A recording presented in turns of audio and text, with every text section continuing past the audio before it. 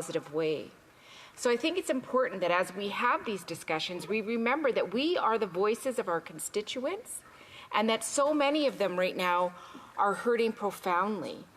And it's important because we know that when this happens, it destabilizes other countries. And that destabilization has an impact on all of our communities and our countries. The people who are in our communities that are related to those folks in other countries, they have a profound response, and we must recognize that. And that leads me, of course, to think about my personal pain and heartbreak connected to the profoundly terrifying experience we're seeing right now in Israel and Gaza.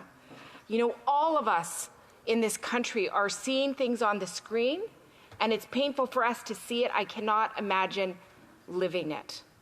And our leader has been very clear, repeatedly in this place and in the media, that we condemn unequivocally the terrorist violence of Hamas, which has killed thousands. And I've heard from the Jewish community in my riding and outside of my riding of the profound pain, concern, and trauma that they are experiencing right now because of this action. And what we are witnessing in Gaza is beyond overwhelming. We know that children are being killed at a rate that we have not seen in a very long time, that women and the elderly are indiscriminately attacked. So many are dying. Civilians of these countries are dying. And we must all stand together to say that isn't okay. The NDP and our leader has been very clear. We are calling for an immediate ceasefire. And I despair that this government has not chosen to stand up on this issue.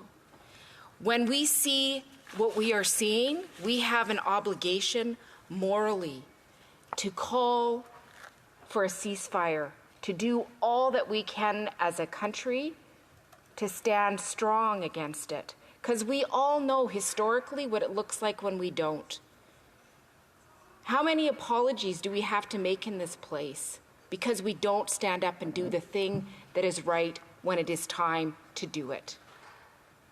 And right now in our own country, anti-Semitism, anti-Palestine hate is increasing, Islamophobia is increasing, and people are afraid. They're afraid for themselves, and they're afraid for their loved ones, and they're afraid for our children. When we don't stand up collectively, we create a much less safe environment for everyone. And I think that's really important. When we think about our privilege in this place, we have to think about how we take that power and what we do with it. And when we do things, what that means for people who don't have the same voice as us. So people aren't safe. They're not safe.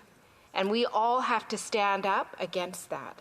You know, Mr. Speaker, I remember speaking with a dear friend of mine who escaped the Holocaust very barely and lost so many loved ones to concentration camps. And she no longer believed in God. She no longer believed that anything in the world could allow this to happen. And I remember having those conversations with her and the terror that she had experienced. But one of the things that I will never forget, Mr. Speaker, is she said, I don't believe in God, but I pray for peace unceasingly. Every day I pray for peace because I don't want anyone to experience what I've experienced. I don't want anyone to lose the family that I have lost. So I hope that all of us are remembering that every time we don't do all that we can for peace, we are really disrespecting those who are gone. And in this time as well, Mr. Speaker, that we're seeing an increase in foreign interference in our elections, where we're seeing destable communities, or communities being destabilized because of an active agenda of some countries to interfere, we have to again remember that every step we take matters, that people are watching, they're looking for leadership and stability, they're looking for consistency. So I hope, and I call on this government again, please stand up.